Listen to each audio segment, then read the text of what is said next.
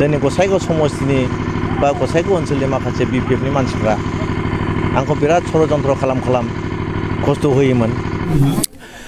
मोनफ्रोमबो टीमानो गावनि टीमखौ रावबो दुरबल होननानै लाया। गतिके दिनै हयथ' बिटिसिआव माने आप टु अदालगुरि मासबाटनिफ्राय मथ'थि संकटसिम बा बेंगलसिम जे धरननि बिपिएफ दोलोआव सरकार गैयाबाबो दले बले जगदान खालामदों। दा बावहाय नुदों जे बिथांमोना जे सरकारा बा पावारानो गैया, जेबो होनो हानाय रायजो राजानो फिसा फिसौ जेबो अनुदान होनो हायैयावबो दिनै रायजोफ्रा दले दले बाहाय जगदान जाफैदों। निस्सय इउपिपिएल सरकारखौ गाज्रि मोननानै बा बिसोर फैलार सरकार होननानै माने रायजो राजा बिटिआरनि मोनफ्रोमबो कमिउनिटि नट अनलि बर' बावहाय जेसेबांनाखि कमिउनिटिफोर दं बे कमिउनिटिफ्रा दिनै बिपिएफ दोलोआव दले बले जगदान खालामदों। गतिके बेफोरखौ नुनानै बिथांमोना दिनै रायजो राजाखौ हमथानायनि नामाव जों जयैनो सरकार दं, गतिके जोंजों चेलेन्ज खालामनाय हानाय रावबो गैया होननानै बुंदों। खिन्थु खोथाया बेनो जे मोनसे फुटबल बादायलायनायाव मोननै टीमजों गेलेनाय जायो। बे मोननै टीमजों गेलेनायाव खुनु टीमानो जों जेनगोन होननानै गेलेया।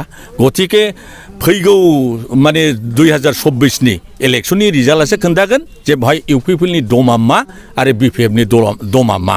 गतिके बावहाय माने जों दानि परिबेसखौ नायना बुंनो हायो जे मोननैबो समस्ति बिटिसिनि हयथ' माने क'क्राझार आरो दरं अदालगुरि बे मोननैबो समस्तियाव दिनैनि दिनाव बिपिएफ दला देरहानायनि एकदम रोखा मोनसे पिक्सारा जानानै दं। गतिके बेखौ नुनानै बिथांमोना हयथ' खर' गरम जादों आरोखि।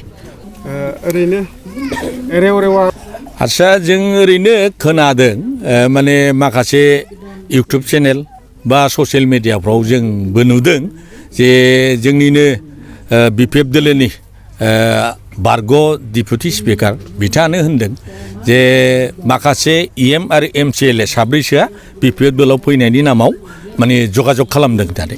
दा बेखौ लानानै हयथ' रेवा बिथाङा मैया प्रतिक्रिया आंबो नुदों। दा बावहाय बिथाङा माने बुंदों जे गावनि नामबो ओंखारदों होननानै बुंदों। दा बेफोरखौ लानानै सथिक मोनसे रिजाल्टखौ बिथाङा हयथ' बिदों आरोखि। दा जाय हक आरो बेजों लोगोसे बिथाङा मोनसे खोथा बुंबावदों जे गसाइगावआव माने गावखौ सैया सुखुवा असान्ति बे गाव इएम जाबोनाय समाव बिपिएफनि इएम जाबोनाय समावबो गावखौ बेबादि बेबहार खालामदों मादों होननानै जोंखौ दसारप खालामदों। वारेस जों रावबो बिथांखौ बे रोखोम खालामाखै। बिथाङा हयथ' हाग्रामा सारजोंनो दैथायहरजानाय हयथ' जोंनि दलनिनो सासे हयथ' सोद्रोमामोन। बिथाङा बे जमदुवार समस्तियाव माने उइदाउट मोनफ्रोमबो प्राइमारिनि हयथ' माबा नङाब्लाबो मेम्बारशिप नङाब्लाबो बिथाङा बेवहाय 3 टाइम्स देरहानानै राजत्व खालामनानै थांदों।